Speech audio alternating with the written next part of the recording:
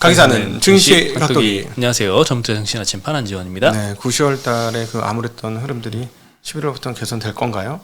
네. 섹터별로 근데 오늘 조금 특징적인 게 코스닥 대형주, 특별히 2차 전지주들은 추가로 빠졌고 그다음에 나머지들은 같이 항상 떨어졌는데 좀 반등을 했다는 게 좀 특징적인 거 아닌가 싶습니다. 네. 네. 오늘 뭐 삼성 하이닉스가 2%대 3%대 이렇게 올랐으니까 거의 뭐 반도체가 끌어올린 코스피 1%는 거의 반도체 영향이었던 것 같고 코스닥도 0.4% 정도 올랐는데 뭐 급등했던 종목도 있긴 있었지만 그래도 2차 전지가 오늘도 대부분 이렇게 반등을 못하면서 좀 걱정스럽습니다. 근데 이제 개인 투자자들이 오늘 코스피에서 3,800억 순매도했거든요. 코스닥에서는 800억 정도 순매도하면서 잘 안 파는데 이렇게 조금 시장이 오르니까 좀 파는 모습을 보였습니다. 근데 여전히 2차 전지는 계속 사는 모습을 보이고 있어요. 네, 순매수 상위 종목들 보면은 LG엔솔이 제일 많이 샀고 SKC, 코덱스 200 선물 인버스, LG화학, 에코프로비엠, 포스코 DX 상위가 다 2차 전지고 인버스가 하나 있어요. 그러니까 시장은 빠질 것 같은데 2차 전지는 오를 것 같다. 뭐 이렇게 이게 물론 한 사람이 한 건 아니지만 그렇죠. 예, 개인들의 이제 집단지성이죠. 네, 뭐 그렇게 보이는 것 같고 나는 좀 불안하다. 불안해. 지금 신용 거래가 드디어 17조가 깨지고 16조 9,700억. 근데 많이는 안 떨어졌어요. 예, 어제 기준인가요? 예, 31일 기준으로 방금 나왔는데 기존에 17조 1,800에서 지금 16조 9,700으로 조금 떨어지긴 드디어 16자를 봤네요. 결국. 네. 예, 오늘 코스피, 뭐 코스닥 그리고 일본 증시가 오늘 2.4% 올랐어요. 다른 아시아들 다 그냥 보합이었는데 환율 떨어지니까 아주 신났어. 네, 기업들은. 아주 급등했습니다. 네. 그리고 음식료 업종이 오늘 제일 많이 올랐습니다. 동원 F&B가 7%, 농심이 6%나 올랐어요. 롯데칠성, 오리온, 오뚜기, 삼양식품 다 3, 4%대씩 많이 상승을 했습니다. 음식료가 오늘은 좀 이슈가 있어요. 가격 인상을 여러 군데서 좀 결정을 했고 라면 업체로 주가 좋아서 이따가 또 말씀드리겠습니다. 증권 업종도 유진증권이 8% 올랐거든요.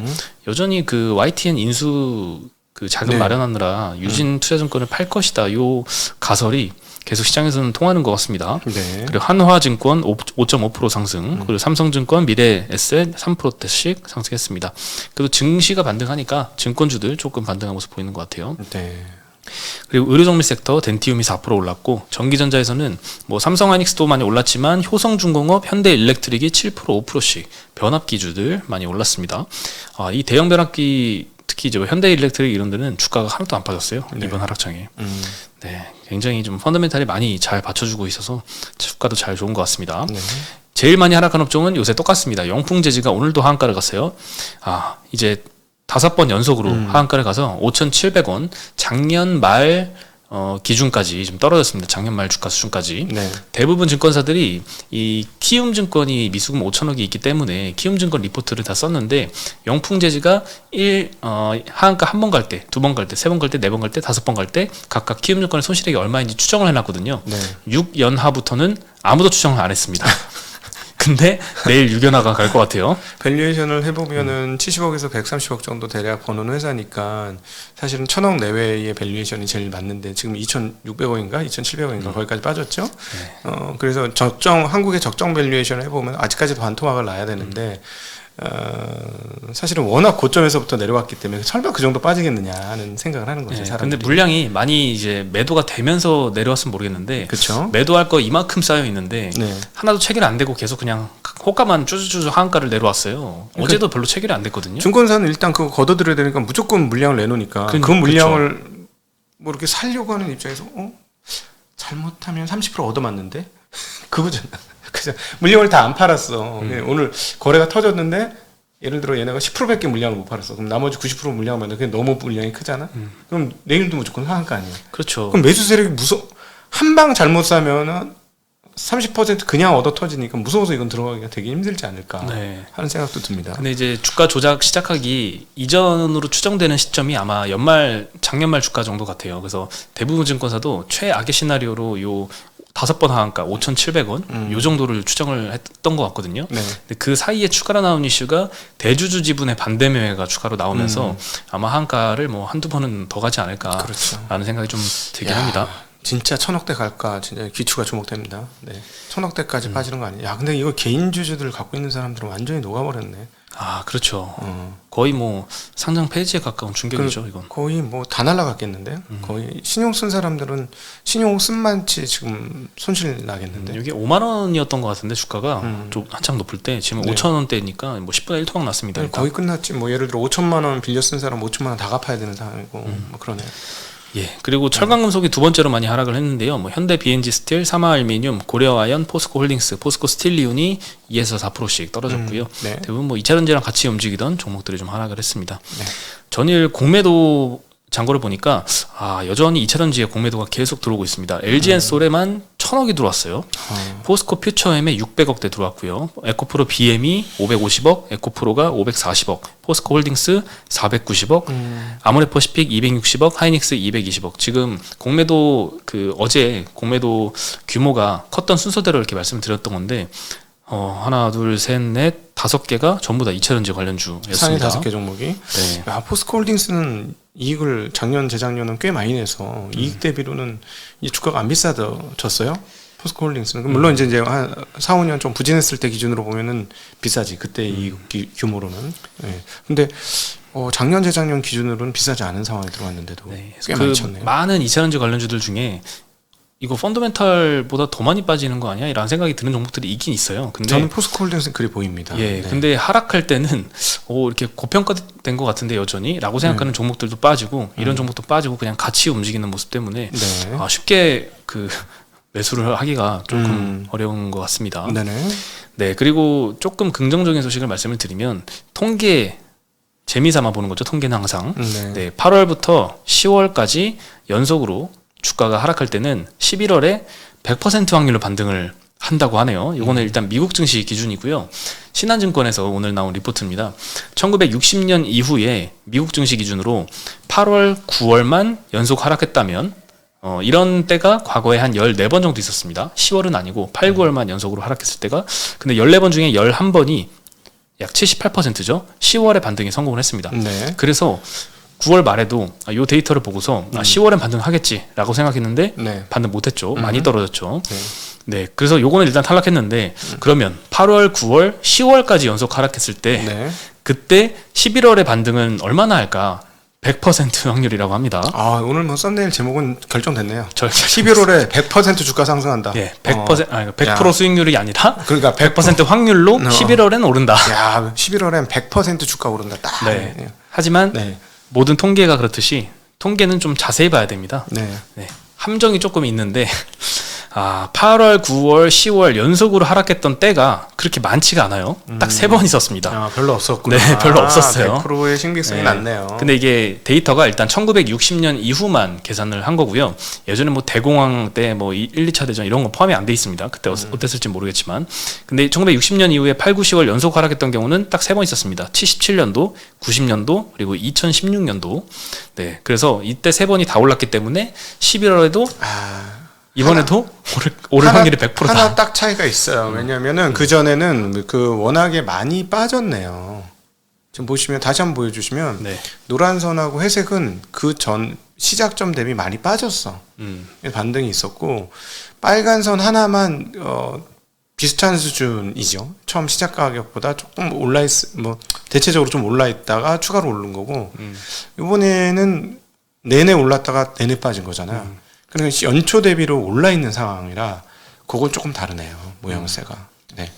네. 뭐 정도차는 있지만 어쨌든 3개밖에 안 되는 모집단이라서 예. 이거 신뢰할 수 있을지 없을지 모르겠지만 그냥 재미로 보시는 걸로. 네. 네. 그리고 오늘 반도체가 굉장히 좋았습니다. 디램 익스체인지에서 오늘 데이터를 발표를 했는데요. 디램 가격이 한 달 만에 15% 올랐습니다. 네. 일단 PC용 범용 디램 고정가가 1.5불이 됐습니다. 한 달 만에 전월 대비해서 15.4% 상승을 했고요. 네. 전월 대비 상승한 건 2년 3개월 만에 반등한 거라고 합니다. 네. 1.5단 2,000원밖에 안 해? 네. 범용 디램 뭐 얼마짜리가 2,000원이야? 네. 한 2만 원씩 3만 원어치 사놓고 꼽아버리고 싶다. 네. 네, 그리고 낸드도 5개월째 보합이었다가 3.88불인데 전월 대비 1.6% 상승했습니다. 요것도 네. 보합 아닌가 약간 싶긴 한데 네. 어쨌든 낸드는 조금 더 기다려야 될 것 같긴 합니다.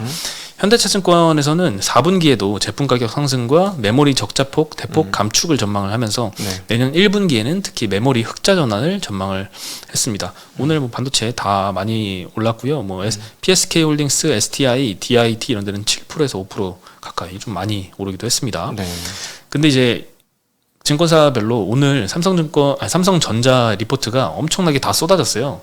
열 몇 개, 한 거의 20개 가까이가 이렇게 리포트가 나온 것 같은데 네. 한번 정리를 해봤습니다. 네네. 그랬더니 대부분 다 긍정적이에요. 전망이 다 좋아요. 아, 부정적이다.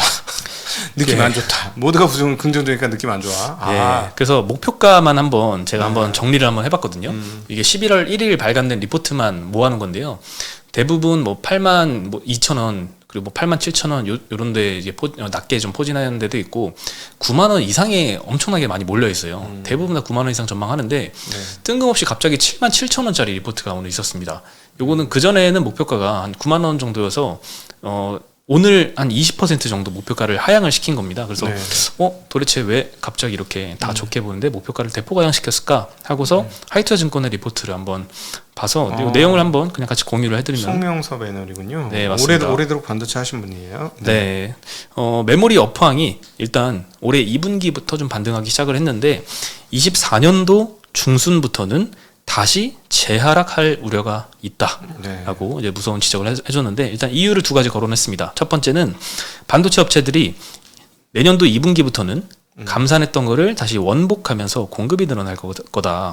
네. 그래서 수백억짜리 장비들이 지금 감가상각비가 계속 지출이 되고 있는데 2년 연속으로 감산을 하는 거는 정말 쉽지 않은 결정이고 경쟁사가 어느 한 군데라도 먼저 감산을 원복한다면 같이 따라서 예, 한다. 따라서 할 수밖에 없다. 그 유혹이 굉장히 클 것이다라고 언급을 했고요.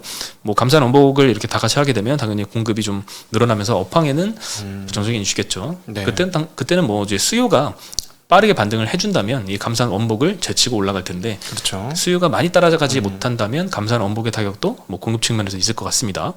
매크로 차원에서는 내년 6월부터는 그 금리가 보통 이제 인상을 정지하고 8개월 정도 지나고 나면은 경기가 하강하는 사이클을 보인다. 하는 시점이니까 경기 매크로 하강 시점하고 거의 딱 붙네. 네. 네. 그게 두 번째 이유입니다. 아, 그래요? 예. 네. 경기 선행 지표들이 올해 말부터는 꺾일 것이다 라고 하는 게 두 번째 이유인데요. 경기 선행지표를 보는 이유가 반도체 업황을 6개월 선행하기 때문에 라고 한다고 합니다. 네. 글로벌 유동성 지표랑 OECD 경기 선행지수가 삼성전자의 PBR과 6개월 이연되어서 그려보면 동행한다고 합니다. 네. 경기 선행지표가 끝나면 6개월 뒤에 삼성전자의 PBR이 떨어진다는 거죠. 네, 근데 이 하이투자증권 전망으로는 경기 선행지표들이 올해 4분기부터는 하락세로 전환을 할 것이다. 올해 4분기 하락세로 전환하면 6개월 뒤인 내년도 중순은 네. 삼성전자의 PBR이 꺾인다. 반도체에도 예, 라는 결론이 되고 첫 번째 이유하고 결합을 해보면 감산을 원복하는 시즌하고 좀 맞아 떨어지기 때문에 요 첫 번째, 두 번째 요 이유로 인해서 반도체 상승 사이클은 1년 만에 끝날 것이다. 올해 2분기에 시작했던 반도체 상승 이 반등 사이클이 1년 만에 끝나면서 내년 중순부터는 다시 좀 안 좋아질 거다라고 네. 좀 부정적으로 전망을 했습니다. 네네. 네, 일단 뭐 다 같이 좋게 보는 상황에서 이렇게 부정적으로 보는 반대 의견도 한번 들어보는데 좀 의미가 있을 것 같아요. 네. 네, 그리고 이제 음식료 오늘 제일 그 주가가 좋았던 업종이었죠. 네. 네, 뭐 라면 업체도 그렇고 뭐 소주, 맥주 업체들 다 많이 상승했고 소주 원재료인 뭐 주정 업체들도 많이 중소형주들은 또 막 대폭 두 자릿수도 상승하기도 했는데요. 열받아서 술만 먹은 거 아니야? 아이씨 이러면서 술이나 먹자. 그런 판매량이 좀 그러니까 늘었겠네요. 아우씨 이러면서. 네. 네. 근데 열받는데 가격까지 인상해서 더 잘 팔리는 걸 기대하는지 일단 가격을 올렸습니다. 맥주 1위인 오비맥주가 일단 지난달에 먼저 올렸고요. 하이트 진로도 1년 9개월 만에 추가 인상을 결정을 했습니다. 소주는 11월 9일부터 참이슬은 6.9% 거의 7%죠. 진로는 9.3% 인상 결정을 했습니다. 네. 뭐 테라나 켈리 같은 이제 맥주 가격들도 평균 6.8% 인상을 했으니까 거의 뭐 대부분 제품을 이제 뭐 7%에서 9% 사이로 인상을 했습니다. 네. 근데 기재부가 계속 요거 당부를 했었거든요. 올리지 말라. 주류업체들과의 간담회에서 계속 가격 인상 자제를 당부를 했었는데 업체에서는 뭐 고민 많이 했겠죠. 아무래도 정부가 이렇게 막으면 참 반하기 어렵긴 한데 네. 그래도 반하는 결정을 했다는 거는 그만큼 뭐 원부 자재나 이런 물가 측면에서 불가피한 선택이었다라고 볼 수밖에 없을 것 같습니다. 예. 출고가 인상은 뭐 100원 미만입니다. 얼마 안 돼 보이지만 지금 계속 뉴스 보도로 나오는 게 소매점으로 이 소비자가 체감하는 가격은 실제로 막 1,000원씩 오르기 때문에 어디 술 마시러 가면은 뭐 6,000원 소주 한 병에 막 7,000원 이렇게 네. 지불을 해야 되는 그런 기사들이 좀 많이 있거든요. 네. 네, 근데 그래서 이번 정부가 더더욱 이 주류업계의 가격 인상에 대해서 좀 부정적이었던 것 같고요. 뭐 심지어는 이런 기사도 봤어요. 뭐 세무조사가 이제 주류업계한테 잇따를 것이다. 네, 이런 약간 무서운 압박 요소로. 네, 뉴스도 있었는데 뭐 어쨌든 근데 이제 뭐 소매가가 6,000원, 7,000원까지 이렇게 막 오르는 거를 전부 다 주류업계가 100원 올렸기 때문으로 탓할 수만은 없지 않을까 네. 싶습니다. 이거 뭐 자영업자 그 술집 하시는 분들이 가격 올리는 거는 뭐 소주 출고가 가격 오르는 것뿐만 아니라 뭐 인건비도 오르고 뭐 그 임대료도 오르고 원부자재도 오르고 다 다른 비용들이 같이 올랐기 때문에 한 결정이다 보니까 뭐 어느 한 곳만 탓할 수는 좀 없는 상황인 것 같습니다. 그러니까 이렇게 자영업자는 점점 어려워지네요. 네. 이제 사람 애들이 무슨 무지출 챌린지까지 하고 있는 형국이니. 근데 옆에 있는 애들이 안 먹는데 나만 가서 먹자 이렇게 하기도 좀 힘들고 또 그다음에 뭐 맨날 내가 살게 하기도 또 좀 힘들잖아. 그러면 회식도 좀 줄어들게 되고. 요새 밥 사기도 조금 부담스러운 가격대죠. 10,000원 이하로는 뭐 먹을 수 있는 음식이 없어요. 점심 나가서도. 네, 그러니까 참 자영업자들도 힘들고 다 같이 힘듭니다. 그러니까 또 개인들은 또 다 은행 대출을 많이 쓰고 있죠. 그렇죠. 은행 대출을 많이 썼기 때문에 은행이 돈을 많이 버는 거예요. 근데 문제는 뭐냐면 은행 대출을 많이 쓰면 나라가 위태로워지죠. 대출 줄여야 합니다. 은행 보고 돈 왜 많이 벌었냐고 하는 것도 뭐 방법이긴 하지만 돈을 벌으면 무조건 대출을 하게 돼 있어요. 은행은 자기 자본 대비 얼마 몇 배를 쓰게 돼 있기 때문에 대출을 못하도록 막아야 돼요. 어디 이상은 너희 대출하지 마라. 아니면 BIS 자기 자본비를 훨씬 더 높이든가 그렇게 해야 되거든요. 근데 지금 대출을 한쪽에서는 하라고 하잖아.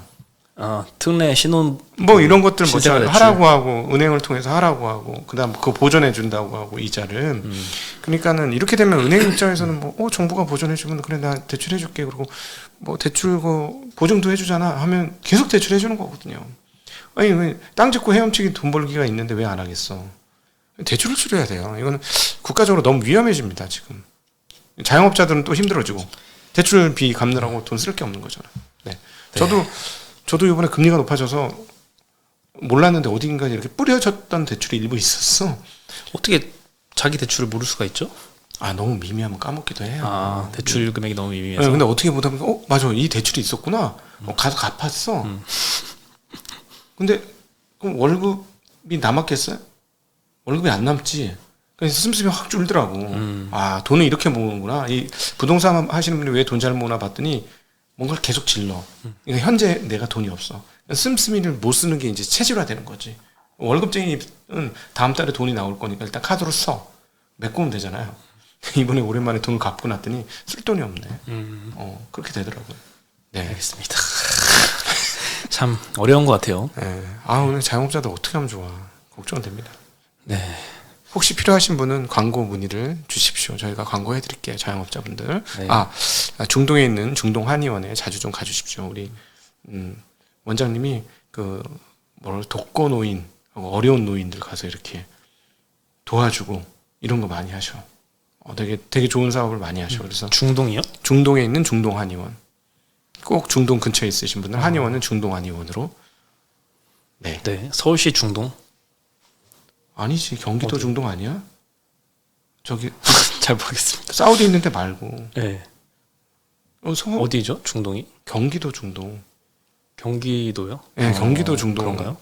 아파트 많은 데 있어요. 그렇군요. 네. 네. 그리고 이제 라면 업체들 오늘 농심이 6%나 상승을 했고 오뚜기가 4%, 삼양식품 3.5% 상승했는데 7월부터 라면 가격 인하했습니다. 근데 그때도 예상은 했지만 실적 별로 타격 없을 거다라고 생각을 했지만 여전히 이제 3분기 실적 기대감이 높은 게 수출 데이터가 엄청나게 잘 나오고 있습니다. 일단 네. 농심은 신라면, 새우깡 이런 거 4%대, 6%대씩 가격 인하를 7월부터 했었고요. 삼양식품은 불닭볶음면 안 했죠. 그래서 뭐 눈 가리고 아웅이냐 이런 얘기도 좀 있었는데 어쨌든 삼양라면, 짜짜로니 이런 거 5%씩 내렸습니다. 네. 오뚜기도 라면류 15개 제품을 평균 5%씩 인하를 했고요. 근데 이제 그 사이에 가격은 인하해서 당연히 매출 타격은 그만큼은 있을 텐데 네. 매출 그 원자재가 많이 떨어졌잖아요. 음. 네, 뭐 밀가루 가격도 떨어지고 뭐 그렇죠. 이런 기름 가격도 떨어지고 하면서 그 떨어진 게 실제로 매출 원가에 반영이 되는 시점과 맞물리면서 실적이 오히려 더 이렇게 마진이 좋아지는 그림이 나타나고 있는 것 같습니다. 네. 그 충격을 충분히 좀 상쇄를 했던 것 같습니다. 네. 그리고 최근에 라면 수출 데이터를 보면 그거를 좀 확인을 할 수가 있는데요. 네. 보시면은 일단 22년도 수치를 보면 3월달, 5월달 그때가 중국의 락다운 기간이었는데 그때만 일시적으로 수출 금액이 7천만 불 돌파를 했었다가 다시 6천만 불대로 좀 가라앉았습니다. 근데 23년도에 들어서는 2월부터 계속 7천만 불 이상 수출을 하고 있어요. 그 작년에 락다운 때 일시에 좀 피크 찍었던 그 수치를 올해는 계속 유지를 하고 있는 거죠. 게다가 8월부터는 8천만 불까지 돌파해서 그 이상을 계속 유지를 하고 있습니다. 네. 그 전년 대비 성장률을 보면은 22년도에도 전반적으로 전년 대비 한 두 자릿수씩 성장을 했었는데 23년도 최근까지도 막 40%대 성장세가 나오고 있어요. 네. 그러니까 수출이 해외에서 엄청나게 좀 잘 되고 있는 상황입니다. 저기 농심 같은 경우는 현지 공장이 많이 있습니다만은 삼양 같은 경우는 밀양의 공장을 크게 지었죠. 네. 공급 부족이라고 하더니 수출 물량이 없어서 못 판다고 하더니 이 수출 데이터 보면 물량을 채워놓으니까 많이 늘어나네요. 네, 밀양 공장 증설하고 있고 농심도 마찬가지고 내가 갖고 있을 때는 그렇게 안 늘더니 언제 파셨어요? 예전에 네, 그러시군요. 막 오를 때, 네, 아주 예전에. 네, 네. 그렇습니다. 그리고 SKC 동박 사업까지 적자 전환했습니다. SKC도 제가 예전에 좀 많이 봤었던 기업인데 동박은 사실 기대주였거든요. 근데 참 중국의 공급 과잉이 참 여러 기업들 힘들게 하는 것 같습니다. 오늘 신영증권에서는 목표가를 31%나 하향을 대폭했습니다. 네. 3분기 매출액은 컨센이 6,300억인데 5,500억 나왔고요. 많이 미달했죠. 영업이익은 컨센이 마이너스 180억이었는데 실제로는 마이너스 450억 가까이 났습니다. 예. 엄청나게 좀 영업이익은 컨센을 미달을 했습니다. 일단 4분기 연속으로 영업 손실을 기록을 했는데 기존의 화학 사업에서는 계속 적자를 보고 있었는데 네. 이번에는 3분기에서는 동박 사업까지 영업 적자로 전환을 했습니다. 영업이익이 동박 사업에서만 130억 정도 적자를 봤습니다. 21년도에 인수해서 좋다고 했는데. 네. 뭐 유럽에서 뭐 전기차 판매 부진한 거, 중국발 공급 과잉 이런 것 때문에 공장 가동률이 많이 떨어졌다고 합니다. 네. 네. 그리고 뭐 전기료 부담은 여전히 지속되고 있는데 작년도에 한창 이제 실적 쇼크가 나기 시작을 했었을 때는 유럽의 에너지 가격 막 급등하면서 그때 뭐 저 유럽 지역에 있는 공장에 네. 전기료가 너무 많이 올라가지고 네네. 그 부담 때문에 쇼크가 났었는데 이제는 또 국내도 전기료 부담이 좀 많이 올라왔다고 합니다. 근데 이제 신영증권은 4분기에는 동박이 좀 흑자 전환을 할 것이다라고 네. 희망찬 전망을 하고 있는데 그 규모가 영업이익이 플러스 11억이에요. 네. 영업이익률로는 0.5%입니다. 아 이거면 까딱하면 그냥 다시 적자 그냥 계속 유지를 할 수 있을 정도 수준인 것 같아요. 이게 이제 니켈도 장난 아니더라고요. 오늘 지금 들어오기 전에 공부를 좀 하다 왔는데 니켈도 단가가 올라가기가 굉장히 어려운 상황이에요. 니켈 어디 개발하겠다는 니켈 최고 큰 회사가 포기하고 막 이런 정도 수준입니다. 네, 중국의 뭐 그런 리튬 니켈 업체들이 되게 실적도 많이 꺾였더라고요. 네, 근데 그게 또 그 단가 무슨 고압 무슨 황산으로 팍 밀어 넣어갖고 하는 방법으로 순도가 낮은 거를 높게 만드는 것들을 개발해가지고 단가가 더 떨어지는 상황이래요. 그러니까는 그 만약 광산도 비싸게 사는 회사들은 이제 뒤집어 쓰는 거죠. 네. 네. 그리고 오늘 뭐 아모레퍼시픽 어제 11% 정도 급등했었는데 오늘 또 추가로 6.5% 상승을 했습니다. 어저께 코스알엑스라는 회사 이제 지분 네. 인수해서 연결 편입한 거 그 효과에 대해서 다 좋게 쓴 것 같아요. 뭐 이베스트, 한투, 유안타, KB에서 다 목표가를 상향을 시켜서 오늘 상승에 좀 영향을 줬던 것 같습니다. 네. 네, 그리고 긍정적으로 뽑았던 포인트가 중국 의존도가 과거에는 아모레퍼시픽이 엄청 높았는데 요 그 코스알엑스는 절반이 이제 북미 매출이거든요. 그리고 중국 비중이 별로 없습니다. 그래서 이 아모레퍼시픽이 가져오면 포트폴리오 분산 차원에서 굉장히 긍정적이다라고 보고 있는 것 같습니다. 네. 네, 그리고 마지막으로 위워크 다음 주에 파산 신청할 것이다라고 아유. 그동안 좀 힘들다 얘기가 많이 있었는데 이렇게 끝이 나네요. 우리 손영 어떡하냐. 네. 네, 손정희 회장이요. 네. 와, 진짜 제대로 물렸네요. 네. 네, 그래도 연예인 걱정은 하는 게 아니죠. 네. 네, 그분이야 뭐 엄청 뭐 쿠팡 예전에 막 적자 막 조단위로 할 때도 손정희 큰일 났다 막 이런 얘기 많았잖아요. 근데 또 벌떡 일어선 것처럼 또 어느 순간 또 일어서시겠죠. ARM으로도 돈 많이 벌었을 테니까. 그럼요. 네. 네. 네, 월스트리트 저널 보도인데요. 한때는 기업 가치가 470억 달러까지 갔었는데 이 위워크가 경영난 때문에 다음 주에 파산 신청을 할 계획이다라고 보도가 났습니다. 이자 상환도 유예를 해줬었는데 채권단에서 9,500만 달러 이자를 결국 상환하지 못해서 2010년에 창업했는데 13년 만에 파산을 하게 됐습니다. 네. 21년도 1월 달에 상장을 했었는데 그때 그 해에 10월 달에는 주가가 600불까지 가까이 치솟았는데 어제 종가 보니까 2.2불입니다. 네. 그리고 파산 요 보도가 나온 이후에 시간으로 40% 더 떨어져서 오늘 아침에 보니까 1.3불까지 떨어졌더라고요. 네. 와, 600불까지 갔던 주가가 1.3불. 참 무서워요. 이게 잘못되면 이렇게. 지금 상업용 공실이 빵빵 터지잖아. 지금 미국은 재택근무 많이 한다더만. 네. 우리는 왜 안 하는지 모르겠어. 예. 네. 미국은 참 대도시에 주요 상업시설이 텅텅 비었다는 뭐 그렇죠. 보도는 많이 접하고 있습니다. 미국은 교회에서 살아 나처럼 대부분.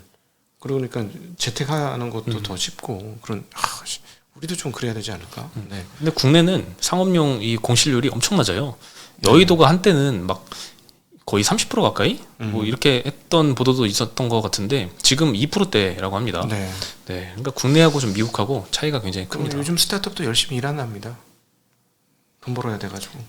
원래도 열심히 하지 아니요, 않았어요? 옛날엔 탱자 했어요. 돈이 탱자 많아가지고. 했군요. 돈이 많았었는데 이제는 막 미친 듯이 한답니다. 네. 예. 그렇군요. 네, 오늘 소식은 여기까지고요. 맨 처음 말씀드렸던 전망대로 11월에는 100%로 확률로 올라가길 한번 희망을 품어보겠습니다. 네, 안녕.